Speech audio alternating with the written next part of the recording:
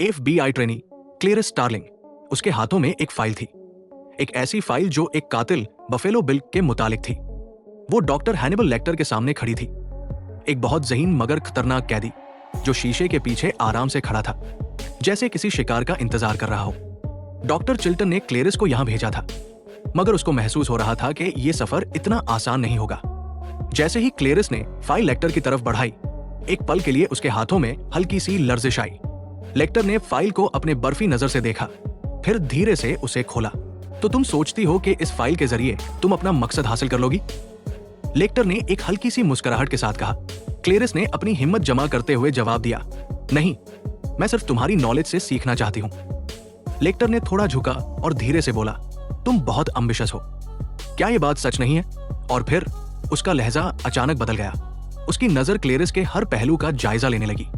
उसके कपड़े, उसके जूते, उसकी चलने का तरीका, उसका लहजा। ये जो तुम्हारे सस्ते जूते और पुराना बैग है, ये तुम्हारी असल औकात दिखाता है। लेक्टर ने तेज अल्फाज में कहा, तुम एक वेल स्क्रब्ड हसलिंग रूह हो, जो बस किसी तरह अपनी असल नस्ल और असल माहौलत को छुपाने की कोशिश कर रही है। तुम्हारी हड्डी की लंबाई ठीक है क्योंकि तुम्हारी डाइट सही रही होगी, मगर तुम एक गरीब सफेद खून की नस्ल से ताल्लुक रखती हो, जो सिर्फ अपनी मजबूरियों की दीवार से लड़ रही है। क्लेरिस के चेहरे का रंग थोड़ा बदला, मगर उसने अपनी आवाज मजबूत रखी। काफी कुछ जानते हो मेरे बारे में, उसने जवाब दिया, मगर क्या तुम अपने बारे में भी इतनी ही गहराई से सोचने की हिम्मत रखते हो? क्या तुम खुद को देख सकते हो जैसे तुम मुझे देख रहे हो? अगर हाँ, तो जो नजर आता है उसे लिखो। या फिर क्या तुम इस सच्चाई से डरते हो? लेक्टर ने हल्का सा हंसकर अपनी जुबान चलाई। एक बार एक सेंसस टेकर ने मेरी एनालिसिस करने की कोशिश की थी। मैंने उसका लीवर खा लिया था, फावा बीन्स और एक अच्छी कियांटी के साथ। क्लेरिस ने एक अजीब सी ठंडक महसूस की। लेक्टर ने अपने हाथों को आगे बढ़ाते हुए कहा, अब तुम यहां से चली जाओ, वरना मिक्स तुम्हें माजिद तंग करेगा। क्लेरिस ने पीछे मुड़कर देखा। दूसरे कैदियों की बेचैनी बढ़ रही थी।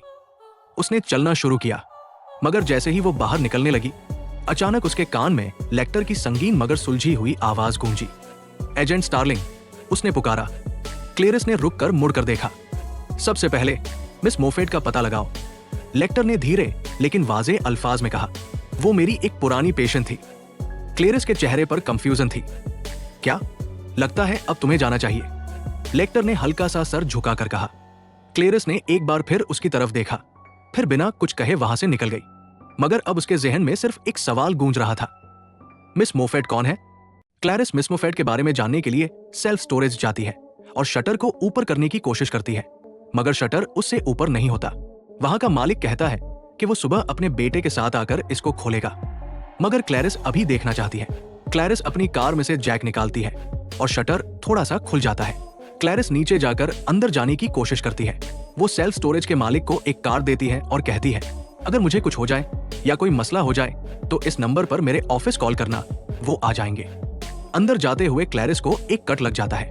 क्लैरिस अंदर जाती है और वहां मिस मोफेट के बारे में जानने की कोशिश करती है। हर तरफ कुछ न कुछ सामान मौजूद होता है। 10 साल से बंद ये गैराज और इसमें मौजूद सामान क्लैरिस को सोचने पर मजबूर करता है। क्लैरिस को सामने एक कार दिखाई देती है जो एक चादर से कवर्ड होती है। क्लैरिस कार के ऊपर से चादर हटाती है और कार का दरवाजा खोलती है। वहां उसे एक एल्बम मिलती है और साथ एक स्टेच्यू पड़ा होता है। कुछ मेकअप का सामान भी मौजूद होता है। क्लैरिस की नजर एक कटे हुए सर की तरफ पड़ती है जो एक कपड़े से ढका हुआ होता है। क्लैरिस बारिश में घबराई हुई हालत में वापस लेक्टर से मिलने जाती है। क्लैरिस भीगी हुई हालत में लेक्टर से पूछती है, क्या वो गैराज तुमने रेंट पर लिया था? लेक्टर क्लैरिस को एक टॉवेल देता है और वो उसका शुक्रिया अदा करती है। लेक्टर क्लैरिस से पूछता है, तुम्हारी ब्लीडिंग रुक गई है? क्लैरिस कहती है, तुम्हें कैसे पता है? फिर कहती है, सिर्फ एक स्क्रैच लगा है और कुछ नहीं है। क्लैरिस लेक्टर से पूछती है, बॉटल में किसका सर था? लेक्टर कहता है, तुम मुझसे बफेलो बिल के बारे में क्यों नहीं पूछ रही? तुम मेरे पास उसके केस की फाइल लेकर आई थी ना? क्लैरिस कहती है, मिस मोफेट के बारे में बताओ। लेक्टर बताता है, उसका असली नाम बेंजामिन रास्पेल है और वो भी मेरे पुराने पेशेंट्स में से एक था। मैंने उसको मारा नहीं था। उसको मेरे ट्रीटमेंट से कोई फर्क नहीं पड़ रहा था, इसलिए मैंने उसको उसके हाल पर छोड़ दिया था। आखिर बफेलो बिल कौन था? एक लड़की को लगता है शायद लड़का उसकी मदद का मोहताज है, मगर जैसे ही वो सोफा वैन के अंदर रखने जाती है, इतने में लड़का चालाकी से लड़की के सर पर जोर जोर से मारते हुए उसे बेहोश कर देता है। फिर वो तेज तर्रार तरीके से वैन का दरवाजा बंद करता है और लड़की के कपड़ों को कैंची की मदद से काटकर उसे अपना शिकार बना लेता है। दरअसल ये किडनैपर कोई और नहीं बल्कि बफेलो बिल ही था। दूसरी तरफ क्लेरिस स्टार्लिंग अपनी ट्रेनिंग की तैयारी कर रही होती है और बहुत बेहतरीन तरीके से अपनी ट्रेनिंग परफॉर्म करती है। इतने में एफबीआई का एक मेंबर क्लेरिस को बाहर बुलाकर बताता है कि एक हफ्ते से पानी में एक लड़की की डेड बॉडी मिली है और इसकी सिचुएशन भी बिल्कुल वैसी ही है जैसे बफेलो बिल के पीछे होने वाले कत्लों की होती है। पोस्टमार्टम रिपोर्ट से यह मालूम होता है कि बफेलो बिल ने लड़की को 3 दिन तक जिंदा रखा, मगर न तो उसके साथ किसी किस्म का रेप हुआ और न ही किसी फिजिकल अब्यूज का कोई सबूत मिला। बफेलो बिल 3 दिन तक लड़कियों को जिंदा रखता है, फिर उनको गोली मारकर कत्ल करता है, उनकी स्किन उतार लेता है और फिर उन्हें मुख्तलिफ दरियाओं में फेंक देता है। ये तरीका अपनाने की वजह से कोई सबूत नहीं बचता। क्लेरिस डॉक्टर चिल्टन को बताती है कि ये सीरियल किलर एक व्हाइट मेल है जो सिर्फ अपने एथनिक ग्रुप के लोगों को ही मारता है। ये सब कुछ करने के लिए इसने अपना एक अलग घर ले रखा है ताकि ये प्राइवेसी में अपनी हरकतों को अंजाम दे सके। इसकी उम्र 30 से 40 साल के दरमियान है और ये बहुत ताकतवर है। ये आदमी बहुत कॉशियस और प्रिसाइज है और अपनी इस आदत की वजह से कभी रुकने वाला नहीं। डॉक्टर चिल्टन पूछता है इसका सबब क्या हो सकता है। क्लेरिस जवाब देती है इसको इस काम की आदत लग चुकी है, इसलिए ये कभी नहीं रुकेगा।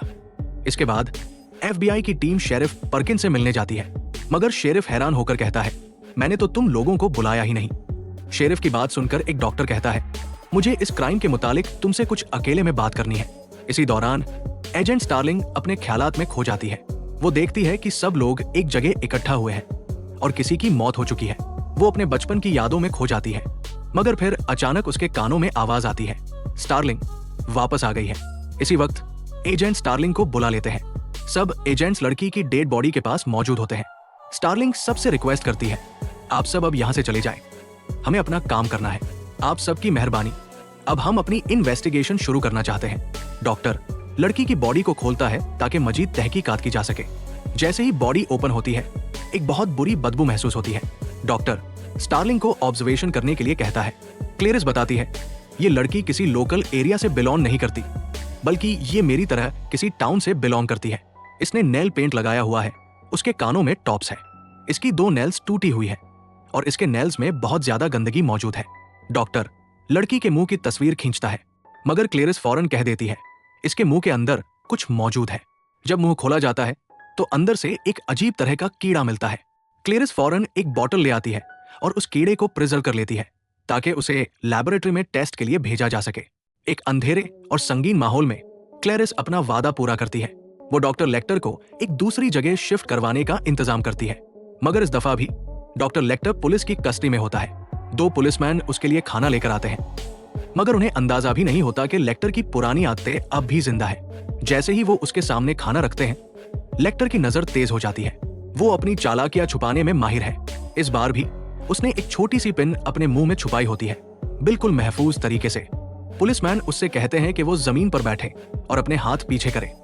लेक्टर आराम से उनका कहा मानता है, मगर उसके जहन में एक और ही मंसूबा चल रहा होता है।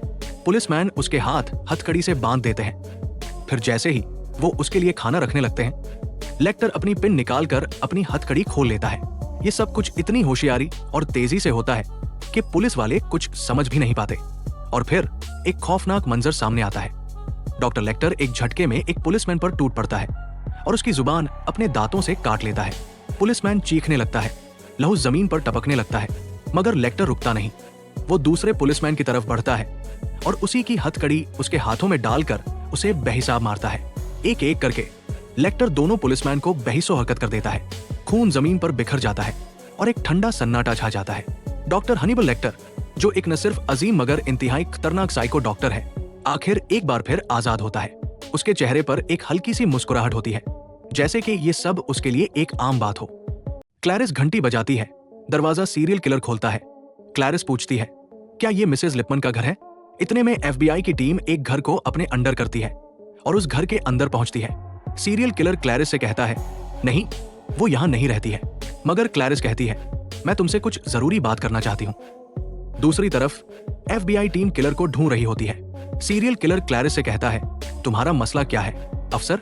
क्लैरिस कहती है, मैं फ्रेडरिका बिमेल के कातिल के बारे में तहकीकात कर रही हूँ। दूसरी तरफ एफबीआई को घर में कुछ नहीं मिलता और डॉक्टर को ख्याल आता है कि शायद क्लैरिस किलर के घर न पहुंच गई हो। क्लैरिस किलर से सवाल करती है, क्या तुम्हारा नाम जैक गॉर्डन है? क्या तुम जानते हो कि फ्रेडरिका मिसेस लिपमन के साथ काम करती थी? किलर कहता है, नहीं, मगर क्या वो एक मोटी, भारी लड़की थी? क्लैरिस कहती है, हाँ, ऐसा ही है। किलर कहता है, मैंने अखबार में उसके बारे में पढ़ा था। फिर किलर कहता है, मिसेस लिपमन का बेटा तुम्हारी कुछ मदद कर सकता है, तुम अंदर आओ, मैं उसका कार ढूंढ कर देता हूं। किलर के घर के बाहर कोई और घर नहीं था, सिर्फ क्लैरिस की कार वहां मौजूद थी। किलर पूछता है, क्या तुम्हें लगता है कि कातिल तुम्हारे आसपास है? क्लैरिस कहती है, हाँ, शायद। क्लैरिस पूछती है, मिसेस लिपमन के मरने के 2 साल बाद तुमने ये घर खरीदा था? किलर कहता है, हाँ। किलर क्लैरिस से पूछता है, क्या तुम्हें कोई सबूत मिला है अब तक? इतने में क्लैरिस पूरे घर का जायजा लेती है और उसे एक बटरफ्लाई नजर आती है जो उस लड़की के मुंह से मिली थी। क्लैरिस अपनी गन रेडी करती है और बफेलो बिल को हैंड्स अप करने को कहती है, मगर वो वहां से भाग जाता है। क्लैरिस सामने का दरवाजा खोलती है और नीचे सीढ़ियों की तरफ जाती है। नीचे जाते हुए उसे किसी की आवाज महसूस होती है। वो आवाज का पीछा करती है और एक रूम में पहुंचती है जहां वो कहती है, कैथरीन मार्टिन हो तुम? FBI आ चुकी है, तुम अब सेफ हो। कैथरीन उससे कहती है, मुझे यहां से बाहर निकालो। क्लैरिस कहती है, अभी तुम यही रहो, मैं तुम्हें वापस लेने आऊंगी। क्लैरिस बफेलो बिल का सामना करना चाहती है। वो कैथरीन को चुप रहने को कहती है। बफेलो बिल को ढूंढते हुए क्लैरिस एक रूम में पहुंचती है जहां उसने बहुत अजीब कीड़े पाले हुए थे। क्लैरिस खुद भी घबराई और डरी हुई थी। इतने में वो एक और कमरे में जाती है जहां बहुत पुरानी डेड बॉडीज पड़ी हुई थी। अचानक से कमरे की लाइट्स बफेलो बिल बंद कर देता है और खुद वो क्लैरिस को देख रहा होता है। क्लैरिस अंधेरे में कुछ भी नहीं देख सकती थी। Buffalo bill Aahista Aahista Clarice की तरफ बढ़ रहा होता है। वो क्लैरिस के काफी करीब आ जाता है। क्लैरिस नीचे गिर जाती है। बफेलो बिल उसे पकड़ने की कोशिश कर ही रहा होता है और क्लैरिस का मुंह दूसरी तरफ होता है। इतने में क्लैरिस को गन रीलोड करने की आवाज सुनाई देती है और बफेलो बिल के पहले ही क्लैरिस उसको शूट कर देती है। क्लैरिस इतनी गोलियां चलाती है कि वो वहीं मर जाता है।